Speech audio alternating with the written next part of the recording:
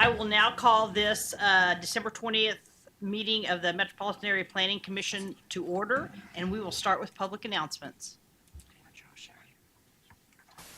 Before we begin the agenda, the Wichita-Sedgwick County Metropolitan Area Planning Commission and the Wichita-Sedgwick County Board of Zoning Appeals would like to take this opportunity to welcome everyone to this public hearing.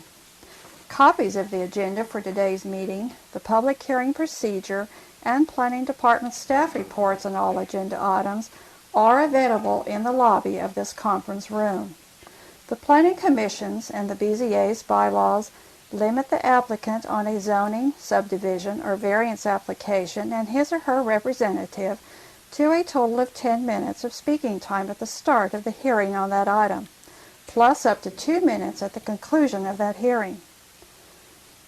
All other persons wishing to speak on agenda items are limited to 3 minutes per person.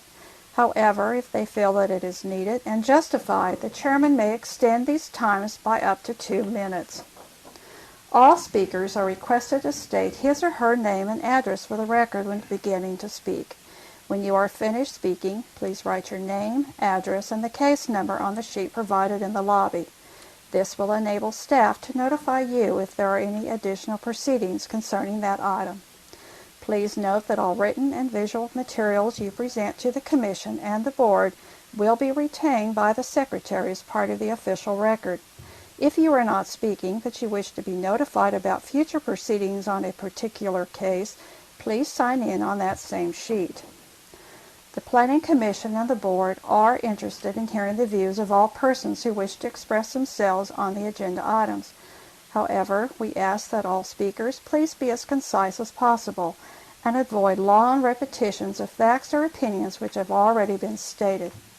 For your information, the Wichita City Council has adopted a policy for all city zoning items. A copy of this policy is available in the lobby.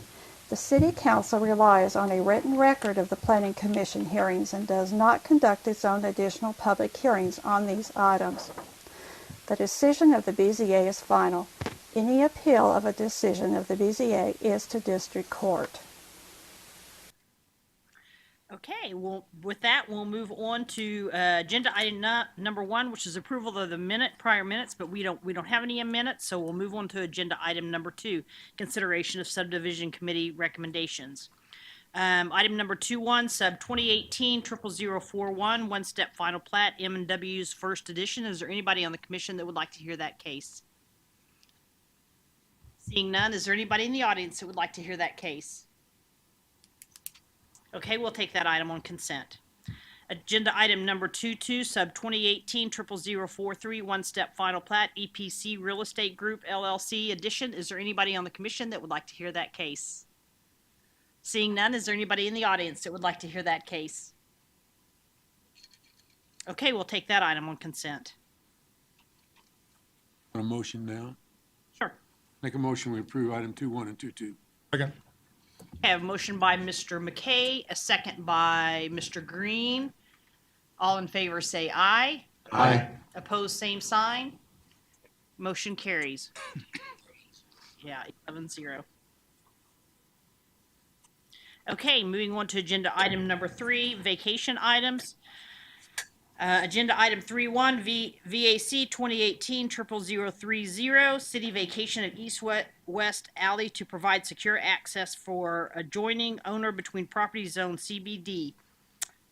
Is there anybody you would like to hear this case? No, Madam Chair, I've got a question related to all 3 vacation cases. It's Okay. a general question. Okay.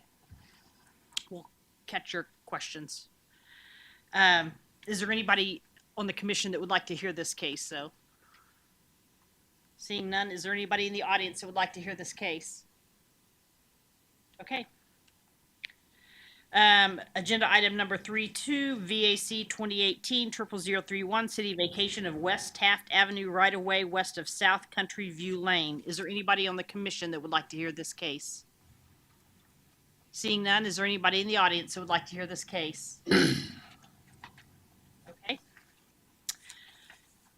Item number 3.3, VAC 2018-00032, city vacation of West Esner Street right-of-way between South Anna Street and I-235. Is there anybody on the commission that would like to hear this case? Seeing none, is there anybody in the audience who would like to hear this case? Okay. Do we want me to go ahead and have Mr. Foster ask his questions? Okay. Mr. Foster, would you like to go ahead and ask your questions?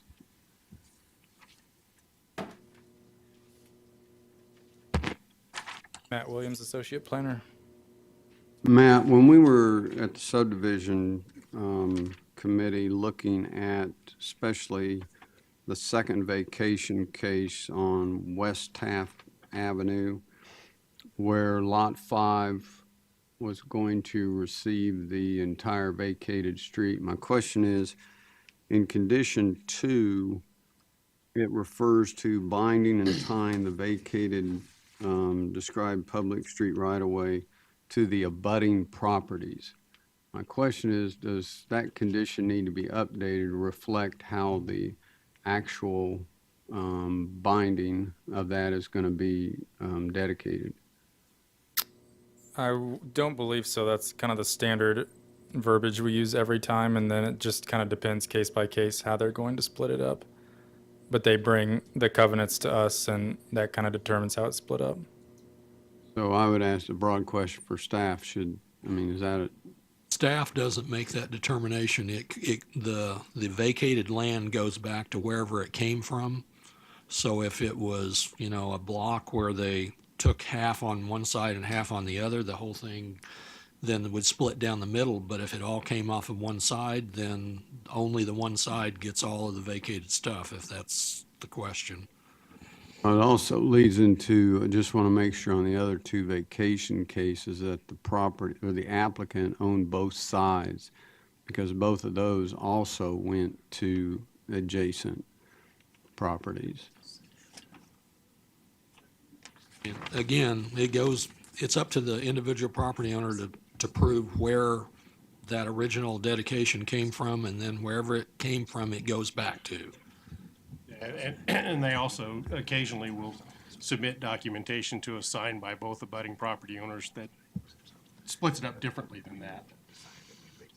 Okay. But the standard condition allows us the flexibility to react to whatever paperwork they submit. All right, so whatever the applicant has presented then. Okay, thank you.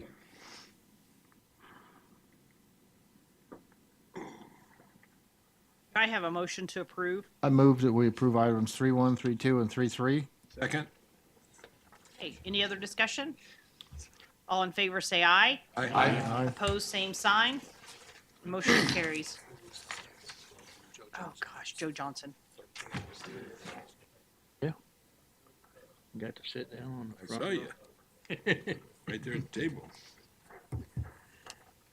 You gotta be quiet down there.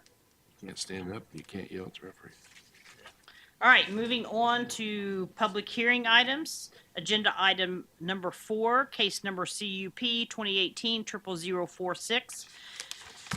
Is there anybody on the commission that would like to hear this case? Yes, we will hear this case. Item number 5, PUD 2018-00006. I got to roll in the triple zeros. Is there anybody in the commission that would like to hear this case? Seeing none, is there anybody in the audience that would like to hear this case? Seeing none, we'll take that item on consent. Agenda item number 6, ZON 2018-00047. Is there anybody on the commission that would like to hear this case? Seeing none, is there anybody in the audience that would like to hear this case? Seeing none, we'll take that item on consent. Agenda item number 7, ZON. Yes. She was kind of acting like, You're okay. Hey, you're good. right. Thank you. ZON 2018-00048. Is there anybody on the commission that would like to hear that case? Seeing none, is there anybody in the audience that would like to hear this case? Seeing none, we'll take that item on consent. Agenda item number 8, ZON 2018-00049. Is there anybody on the commission that would like to hear this case? Seeing none, is there anybody in the audience that would like to hear this case? Okay, we'll take that item on consent. Agenda item number 9, ZON 2018-00050. Is there anybody on the commission that would like to hear this case? Seeing none, is there anybody in the audience that would like to hear this case? I just Yes, have a question for staff on that. But I don't ask. need to hear the whole case. Okay. Yeah, just go ahead and ask it. I was concerned about is there going to be enough parking available for the business? Because I noticed that there was seating for 34 indoor and seating for 16 outdoor. I have a hard time hearing. I noticed on the site plan that there was seating available for 34 people indoor and 16 people outdoor, and I just wanted to make sure that there was adequate parking for those people. Yes, the site plan indicated that there was adequate parking for those uses. Thank you, that's all. I'd like to move for approval of item 5, 6, 7, 8, and 9. Okay. Okay, I have a motion by Mr. Joe Johnson, a second by Mr. Blick. Any other discussion? If not, all in favor say aye. Aye. Opposed, same sign. Okay, motion carries 13-0. All right, and then we have Scott coming up to talk about agenda item number 4.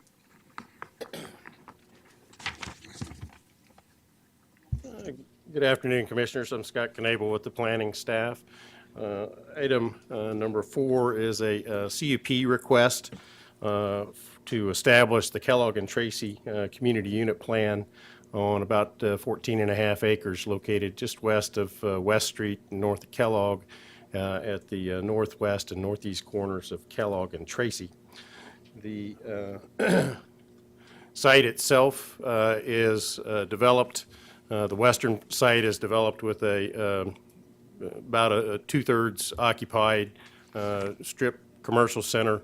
The site on the east, as my report states, is developed with a vacant Kmart, and the report states that it's also developed with a vacant cafeteria, but the last time I went by there, that's been torn down since the time I wrote my report, or almost torn down. So site just has at this point, just has the vacant Kmart building on it.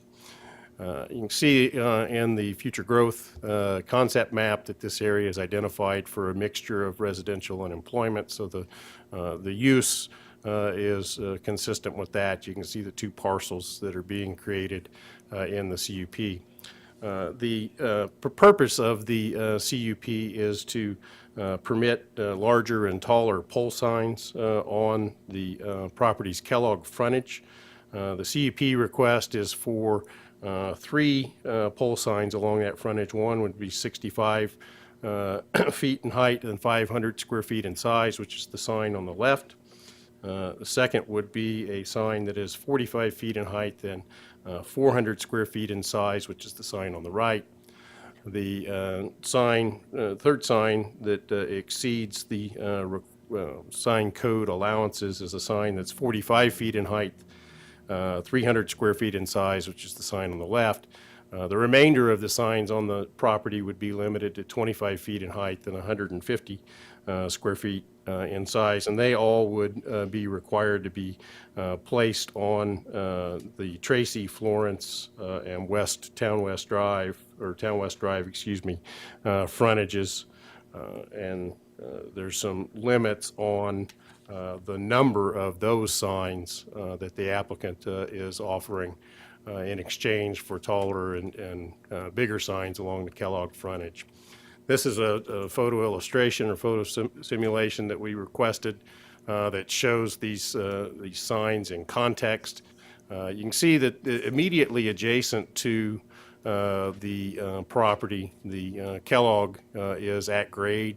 But prior to being able to access these properties from Kellogg in both directions, but particularly in the westbound direction, There is an elevated overpass that the applicant is attempting to gain visibility of these properties prior to that exit.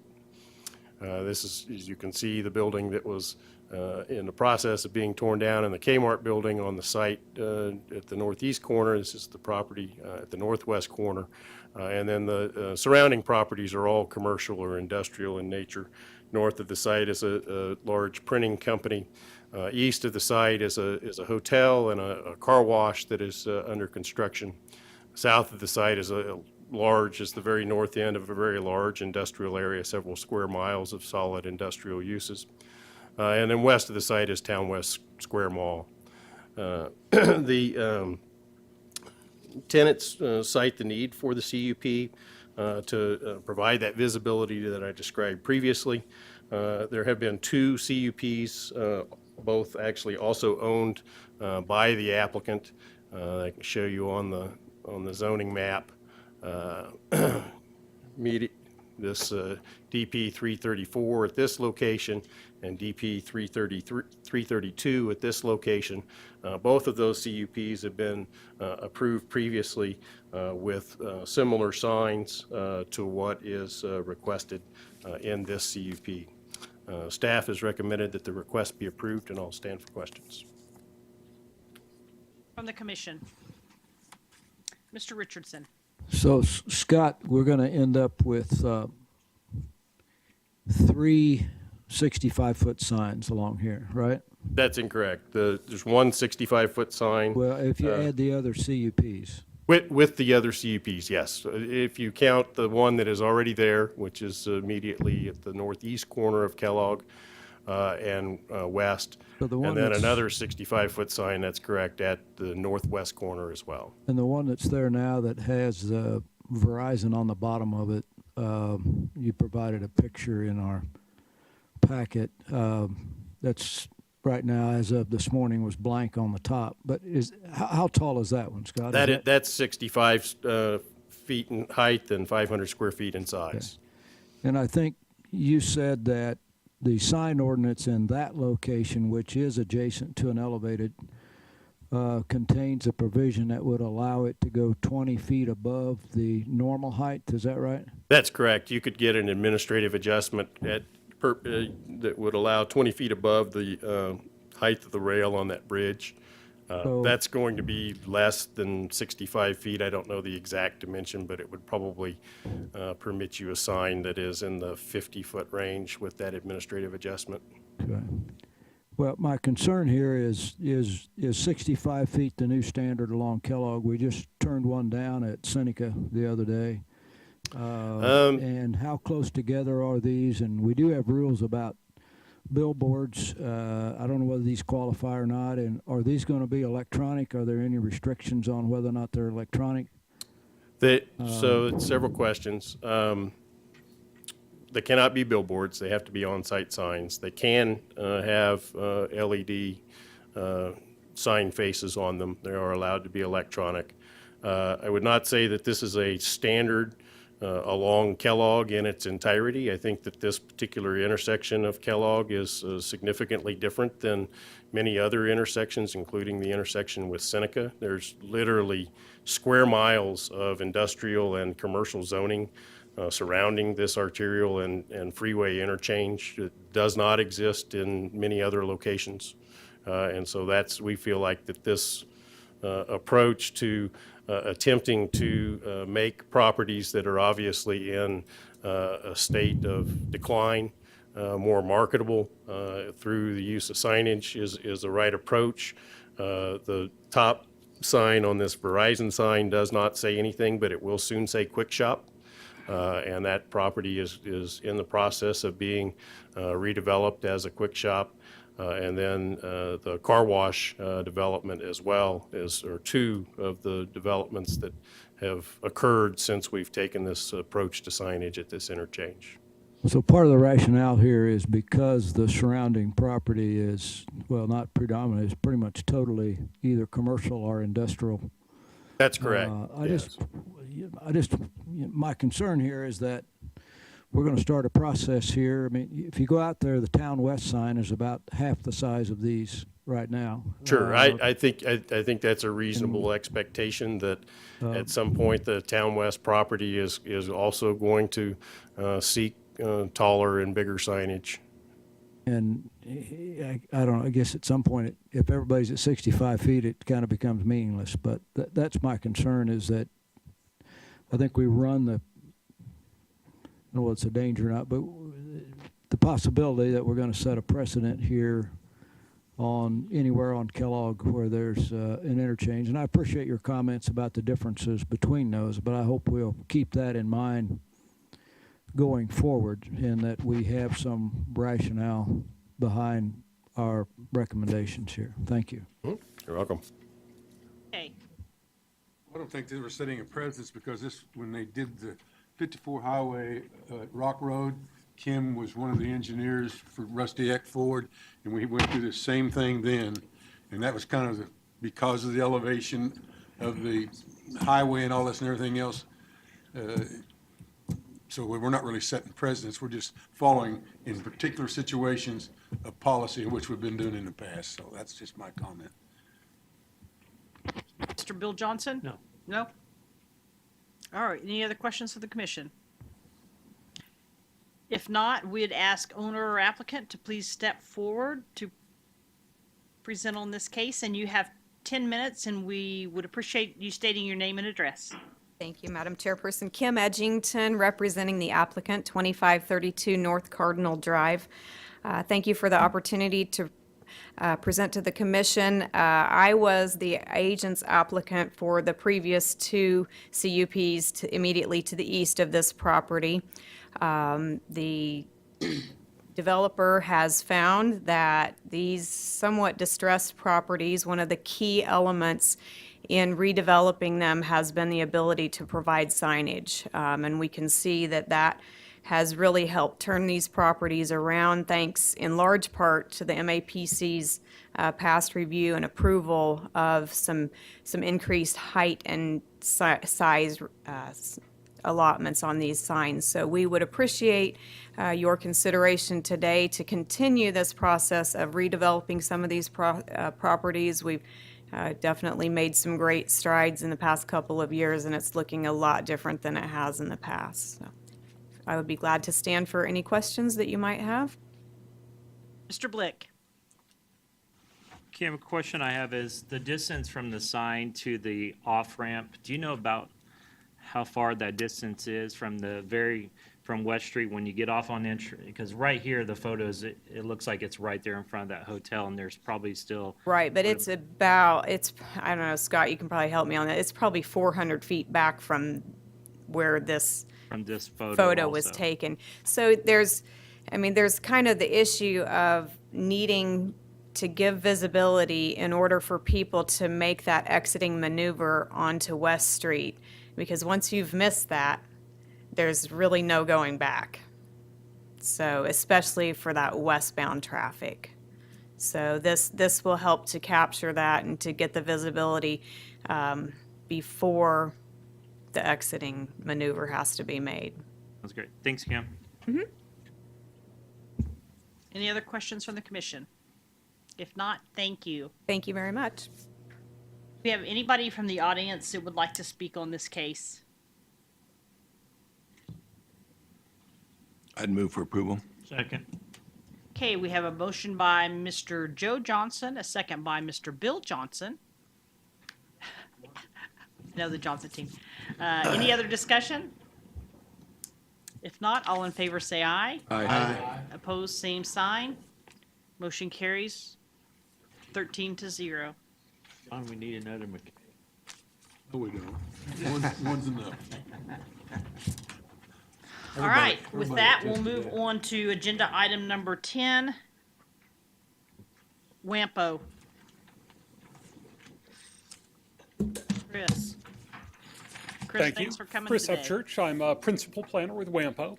WAMPO, the Wichita Area Metropolitan Planning Organization, does big picture transportation planning for the Wichita area. We're an intergovernmental organization, cover the whole metropolitan region. And among other things, we also disperse about $12 million a year in federal transportation funding to local jurisdictions. And part of the way we do that is we craft our Metropolitan Transportation Plan. This is our large, long-range plan looking out about 20 years, setting a vision for the future of transportation in Wichita. And what we're looking for, the reason I'm here today, is we're looking for your input on this plan. We are in the process of revising it, and we want to get input from all the stakeholders, including the Planning Commission, about what we should be considering, what aspects of our transportation future need to be prominently considered in this plan. So what I'd like to do is give a quick summary of where WAMPO sees us today and what the possible futures are, and then get your input, your thoughts on which elements of this we should emphasize, maybe which things that I've left out entirely that we need to be considering. So I always like to start out by talking about safety. That's very important when it comes to transportation. And unfortunately, the news in our region is not great. Fatalities have been trending upwards since about 2010. And in more recent years, we've seen an uptick in fatal or serious accidents involving bicyclists or pedestrians. So 2 of our major safety statistics are headed in the wrong direction. Talking about congestion, not a big problem in the Wichita area at a regional level. Our model says that the average afternoon rush hour trip only adds about 26 seconds of congestion to your average travel time. That doesn't mean there are some localized bottlenecks, areas like the North Junction, for instance, that where things do get more congested. But at the regional level, we're doing pretty good. Can't talk about transportation without talking about funding. We don't see big increases coming down the pike in terms of federal transportation funding. That'll probably be pretty flat.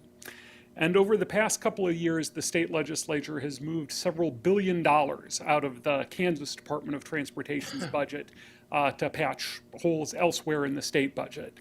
And at least here locally, we're seeing that impact the ability of the state to deliver transportation projects in our region.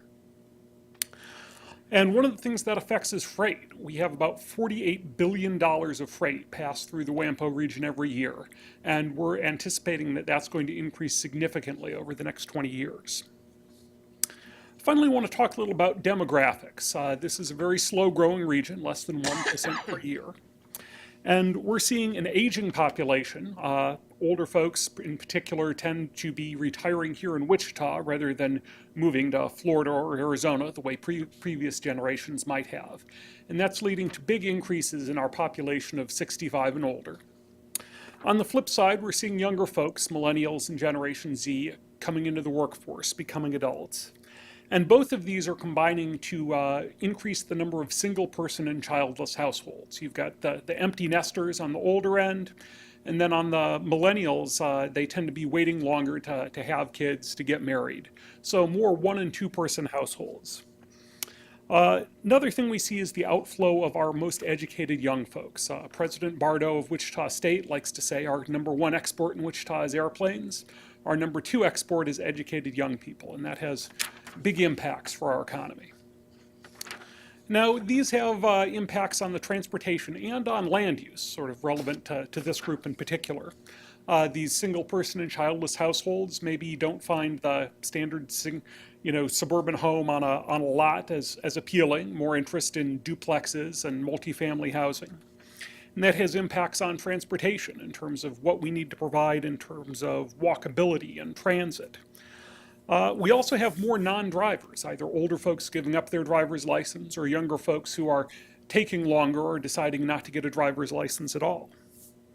So looking to the future, what does this mean? Where are we going? One possibility is that these changes in demographics lead to sort of an urban renaissance, more development in the downtown core, maybe outlying town centers.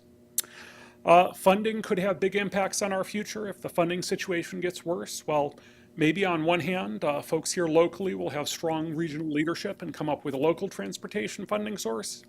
On the flip side, if we don't and we see bigger cuts at the state and federal level, maybe we're going to have less money to spend on transportation projects. And that's going to impact what we build in terms of transportation, what we do in terms of land use, how we develop if we don't have resources to come in and add transportation around development that's gotten approved.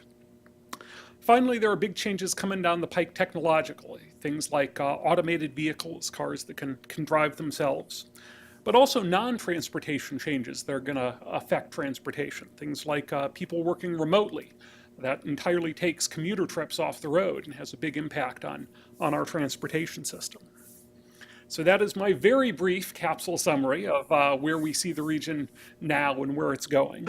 What I'm interested in hearing from all of you is what do you think the future of our transportation system needs to look like? What should we be considering as we do this plan for the next 20 years? Foster. One of the first items you mentioned in the planning process was safety. I'm curious, what are the recommendations related to that ought to be in this plan? Well, we're very early in the planning process. We're just trying to get an idea of what we need to consider and then delve into that more in detail. In terms of what that could look like as we move forward, there are things we can do in terms of projects we build, prioritizing safety projects, maybe allocating dollars specifically for that, which is not something that we're doing right now at the local level here. Also sort of the kinds of things we do, maybe getting beyond your sort of asphalt and concrete type projects into some educational efforts. A very large portion of road safety is really affected more by educating people than by what we build out there in terms of the physical system. So maybe encouraging our jurisdictions to come to us with educational efforts that'll help people be safer drivers. Also leaning into the technological things. Some of these technological changes I talked about, especially autonomous vehicles and connected vehicles, more sensors in vehicles to detect pedestrians, for instance, potentially have very big impacts on safety down the line. And those are things that we can lean into and build local projects that will connect up to those sorts of systems.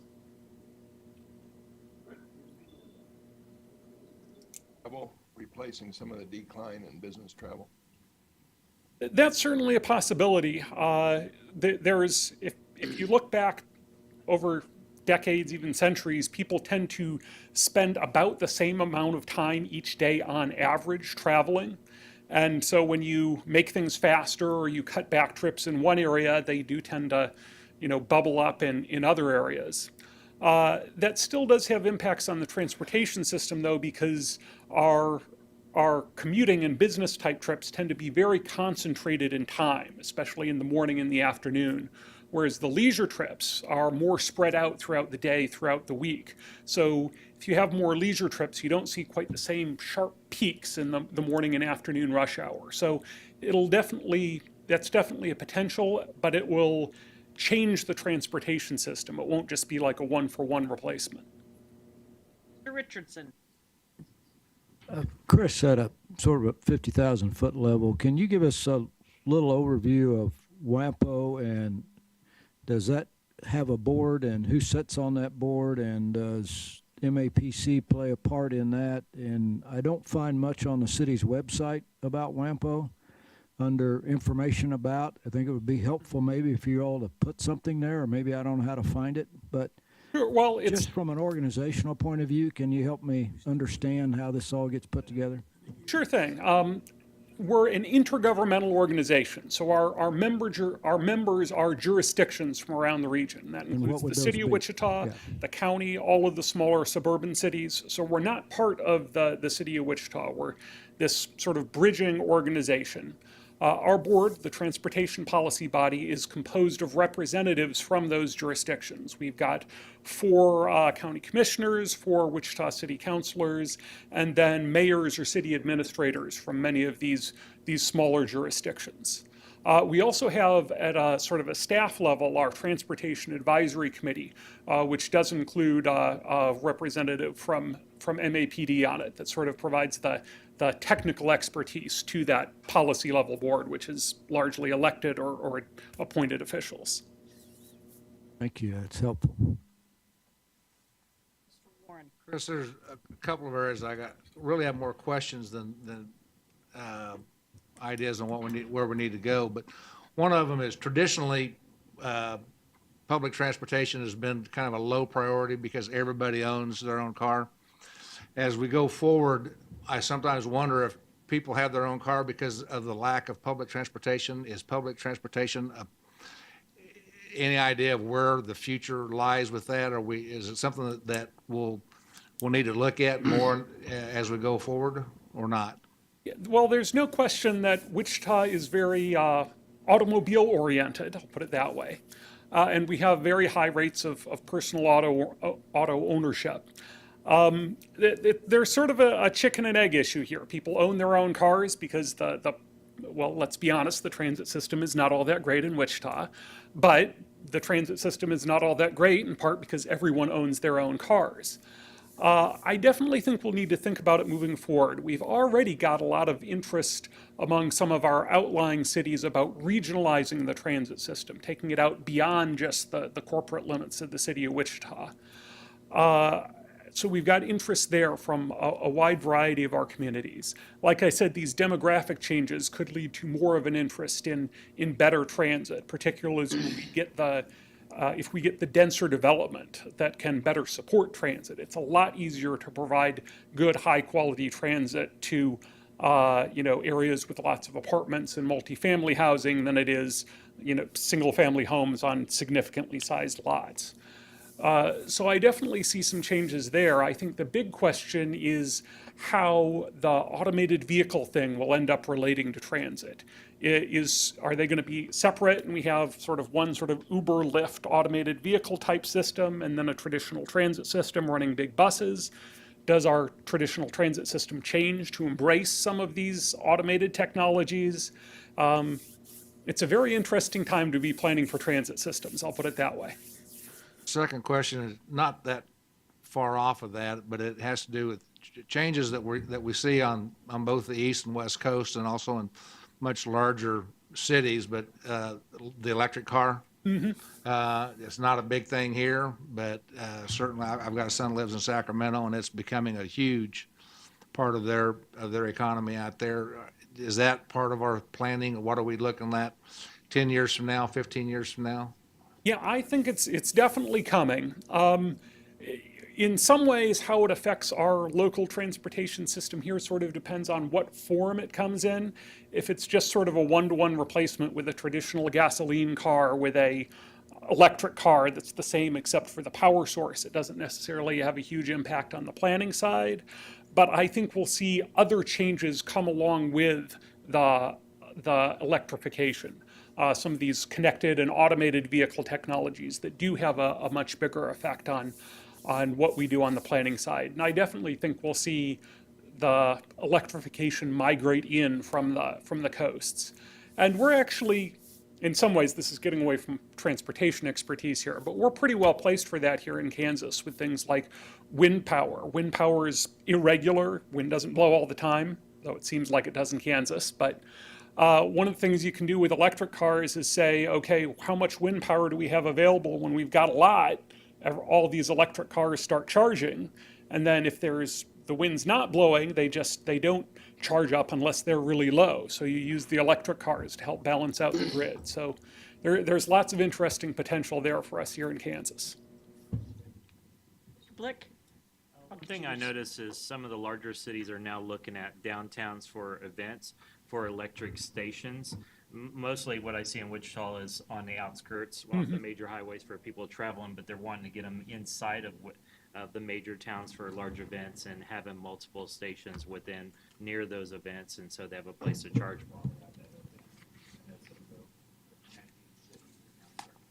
Yeah.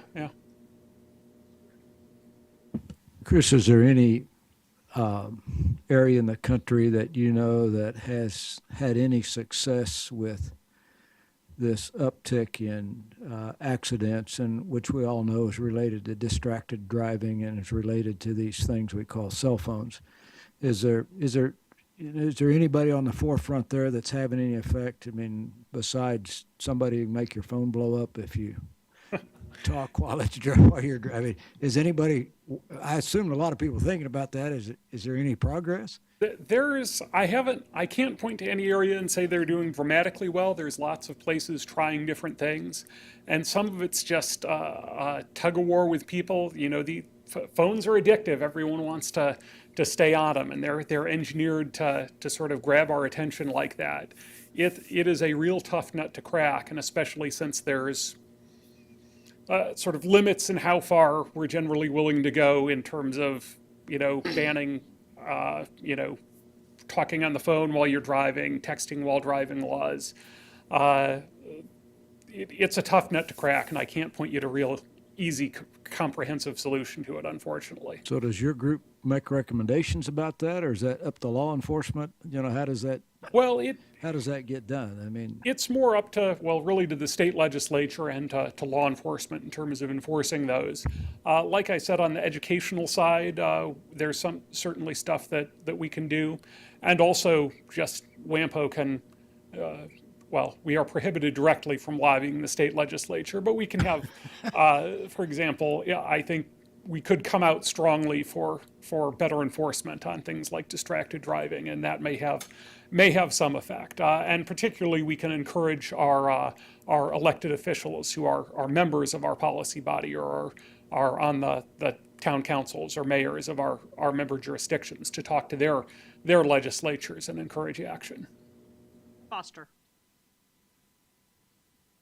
Chris, given that the Planning Commission addresses the issues of land use adjacent to, the transportation that you're talking about, I can see some guidelines being beneficial that would relate to access management concepts. And then, for example, the case we just had earlier there about signage, how about a continuity of aesthetics? We really have no broad guidelines on that or how to consider that, and I think that could be something that could be learned from this effort. Yeah, that's something that WAMPO has not traditionally got itself involved in, but it's definitely something that we could look at, in particular, especially in the access management side, but also on the aesthetic side, something that maybe some continuity across jurisdictional boundaries might be helpful for our region. Yeah. Mr. Dool. Yeah. With regard to mass transit, is there any talk about anything other than buses or electric self-driving cars, such as light rail systems to outlying areas or anything else like that? There's certainly been some discussion along those lines. One of the things that WAMPO has looked at in cooperation with Wichita State University is a automated people mover type system connecting their downtown campus with the main campus. We've looked at that.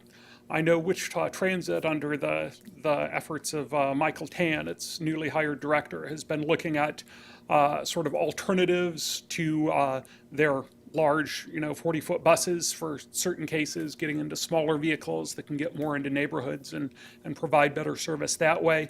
And of course, then long-term, there's this whole question of automated vehicles and sort of more personal rapid transit. Yes. Does WAMPO look into like rail service, like Amtrak service from Wichita, say, to Dallas or Oklahoma City or Kansas City? I think that would be something for the population as they age. It would be another alternative. I know my family has ridden on the train and enjoyed it, but it's kind of inconvenient if you have to go up to Newton at 3 in the morning and get on the train. It definitely is.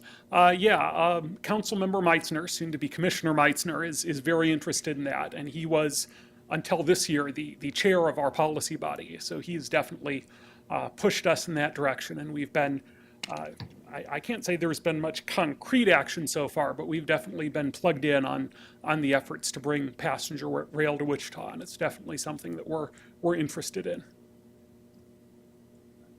Okay. Chris, you made a comment a while ago that the surrounding areas were interested. Have we done a survey, or are we just guesstimating or estimating if they really want that that transportation communication back and forth between the city? Yeah, in terms of transit, we have one study currently in progress that actually involves several of our smaller cities, looking at the potential for regional transit connections. And we are getting ready at starting up a larger, broader view regional transit study that would sort of look at this more comprehensively. Nothing really in terms of surveys. This is more talking with the elected and appointed officials in these jurisdictions, saying, are you interested in potentially participating in some sort of regional transit system? Is this something that you as representatives of your constituents would be interested in? And we've gotten quite a bit of interest on that at that level.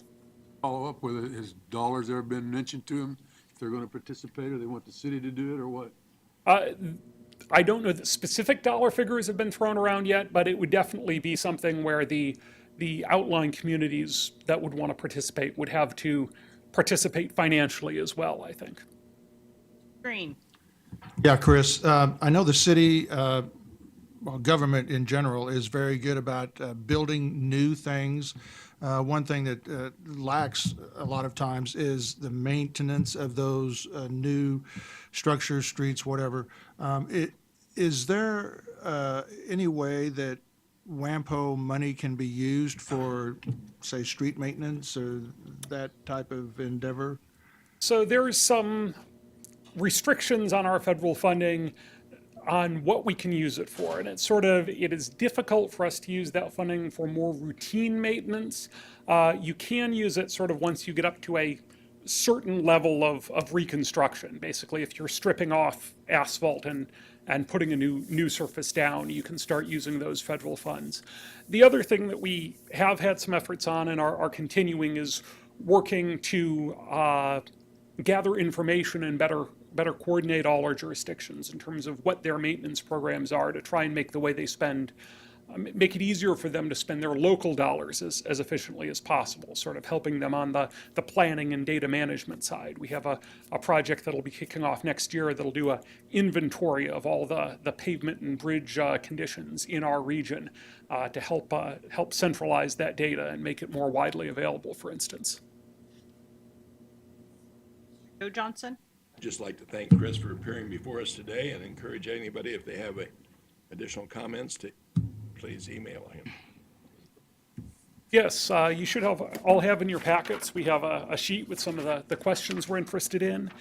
And you could either do that on paper and feel free to give it to me, or mail it in, or walk it around the corner here to our offices. We also have a link to an online survey on the other flyer that we gave you guys if you want to use that and tell us what you think in more detail than we can do in this sort of meeting format. Any other questions? Okay, thank you, Chris. Thank you very much for having me.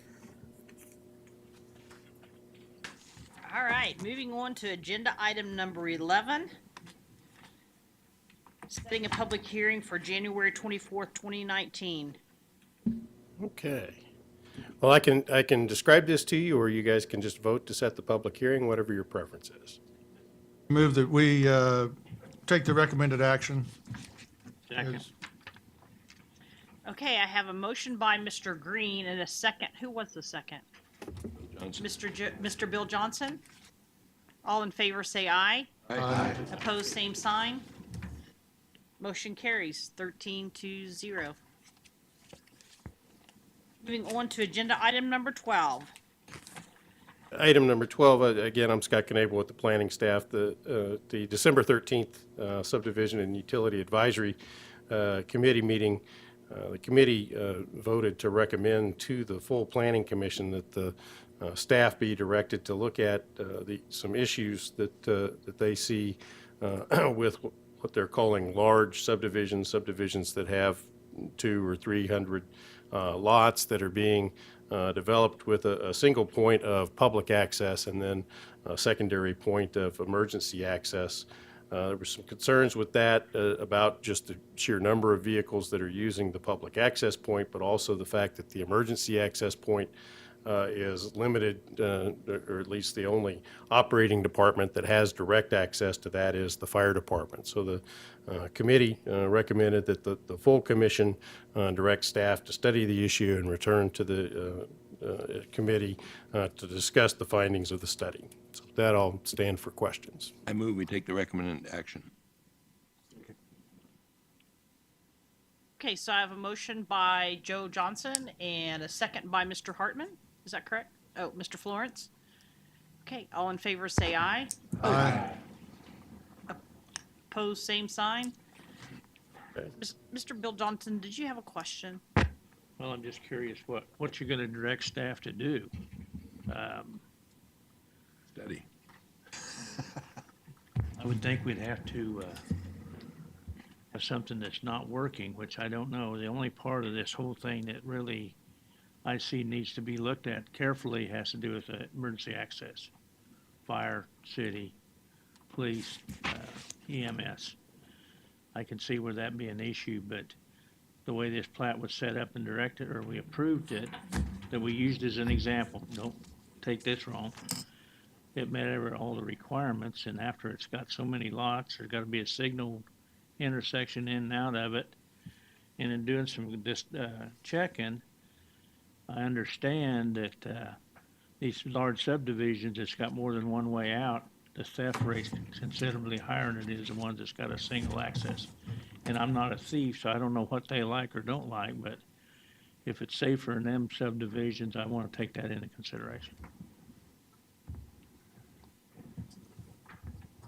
Mr. McKay?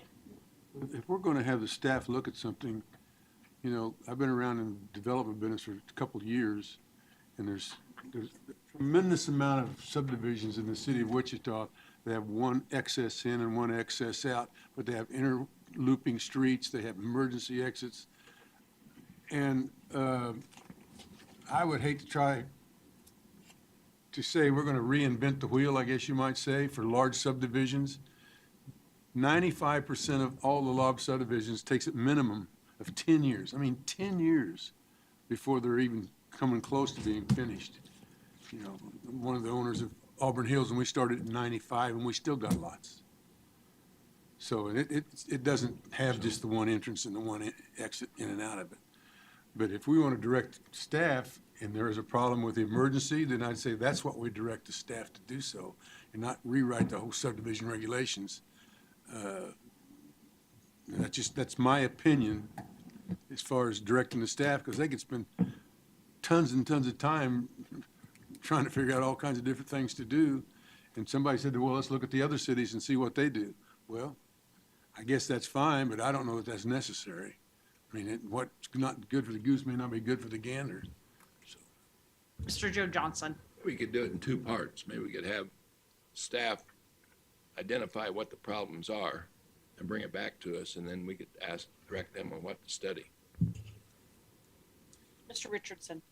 Well, what precipitated this was the staff said that a number of years ago, we eliminated any maximum number of lots on a single entry. So we have no policy to go by at this point, and we thought it might be helpful to have something, you know, and maybe it's 400 lots. I don't know. You know, Mr. Johnson makes a good point about we plan for traffic signal and those things, but right now we're kind of flying blind because this got eliminated some time back, I guess, as to the maximum number of lots. And so that's where we're coming from. At this point, then, for clarification, what I would say is that if the motion is approved as stated, we would then compare what we're doing today with in our current subdivision regulations with no maximum, just each individual plat is reviewed on its own merits, with what other communities of similar size of Wichita are doing with respect to if they have a maximum number of lots before a second entrance is triggered. And then we would also take a look at how they handle emergency access as the two items that we would focus on. And unless there's further instruction, Scott, does that cover what you think? Yeah, that was the intention. That was what we intended to do. We haven't voted on the motion yet, right? I called for the vote. That's We're discussing. So does the motion limit it to those two things? Based on what was discussed at subdivision and what we are understanding the motion to be. Mr. Bill Johnson? I think that thing, it's a little bit different. I don't know that staff has a problem with the way it is today. I think it's more directed from us. Is that correct? Staff implements policy, so, But I mean, yeah. you hadn't seen anything wrong with the plat that we approved several weeks ago when this item come up. like I said, whatever the policy is what we enforce. I think it's fair to say if Dale and I were sitting on that side, there would have been some different votes. Yeah, but one of the main questions, and it's entirely up to you, it had to do with emergency access and how the locks work with the fire department and EMS and police. And so I did take the liberty of asking a representative from the fire department to be here. And if you want to hear how that works, then he's here. If you want to save that for a later time, that would be up to you all. Mr. Flick. That was actually my question, is Chief Bevis had any concerns or any suggestions on this?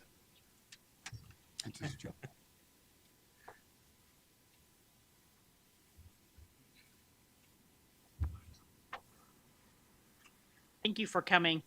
Thanks, Dale, for throwing me under the bus. Chief Bevis, Fire Marshal, Wichita Fire Department. Talking a little bit about the subdivisions. From the fire code, what it requires is once we have more than 30 dwelling units that are going to be served off of one entrance, we have to look at a second entrance. But it requires for emergency access only. It doesn't have to be public entrance. I understand there's arguments for that one way or another, but sort of like what Dale was saying, we don't set policy, we just follow policy. Well, the code, that's how it is. It's for emergency access. And so that's why we have the gates. Talking about the gates, how those are secured, we give them several options, but one of the things they talk about is what's called a Knox lock.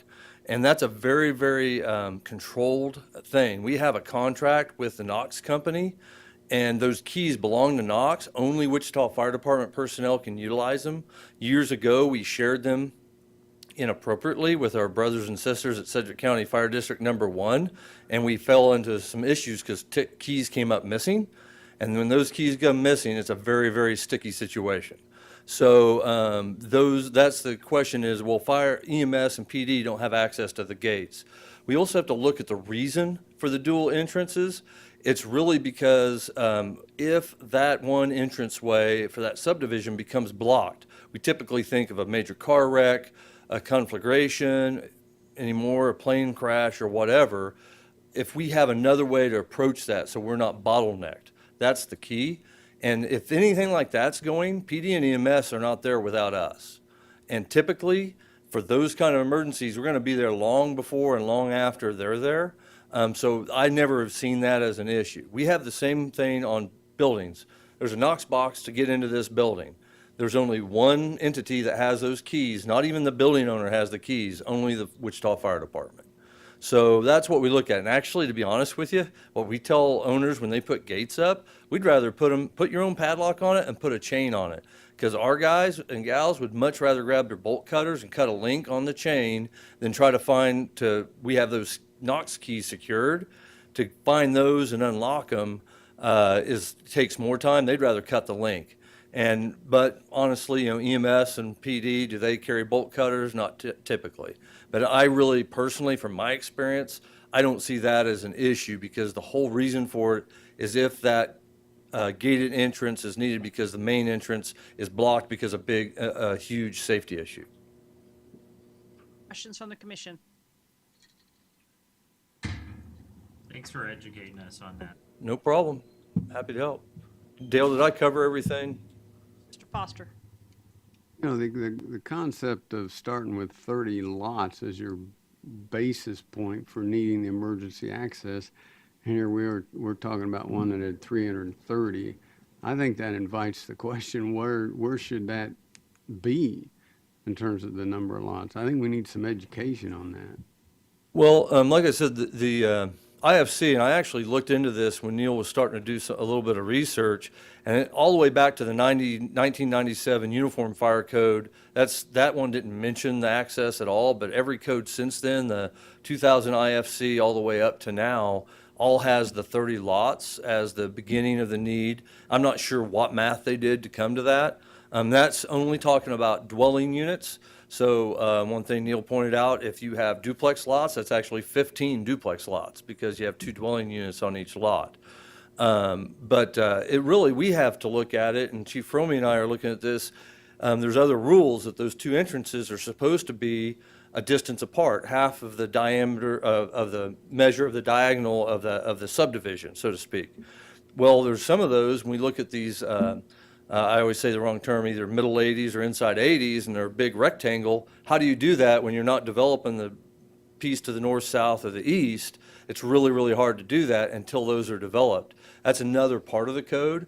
If by a fire code official, we look at it and we say, hey, in the future, they have these stubs sitting there, but then it really comes to staff when those other pieces of land are developed, that those connections are made. Because I know we've seen that before in subdivision where we've looked at them and we go, hey, this connection was not made for some reason, and now we have this island community with 40, 50 lots in it with only one way in, and that really does make me feel icky, for lack of a better term, because we do have those things. And one of these, we actually had a bus car accident between a truck and a bus, and everybody in that subdivision was trapped for about a half hour or longer until that accident was cleared up. Luckily, nothing else happened, but that was one of those instances where for whatever reason, those future connections weren't made. And I know we've talked with staff, and they're trying to eyeball those pretty closely now. Questions from the commission? Thank you for being here. Thank you. Now what? Now what, gentlemen? A question Vote to on the ask. motion. There's a Vote on the motion. floor. I have a question to ask before we go to Been motion. moved and Mr. seconded. McKay.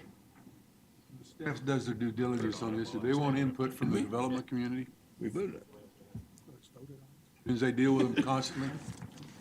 Yes, what we would do is we would just check with other communities and then bring it back to the subdivision committee as a public discussion point. We can certainly meet with the development community. Well, that's all I'm saying. You're talking about something that determines their livelihood. Yeah, certainly we can meet with whoever we need to meet with. So we have you carry on with the study and you'll get back with us? Two things, right? Yeah, I believe, yeah. Question. What other communities are you thinking about? Well, we just go to our peer cities, although they're not standard, but we try and basically look at other communities of similar size. And, you know, Tulsa? Yeah, Tulsa, Oklahoma City, Omaha, Colorado Springs. Madam Chairman, I move for adjournment. I don't think anybody wants to leave yet, Mr. Johnson. We did vote. Okay. Before the discussion, we approved it. Mr. Johnson wants to leave, so I guess with that, I wish you all the happiest of holidays and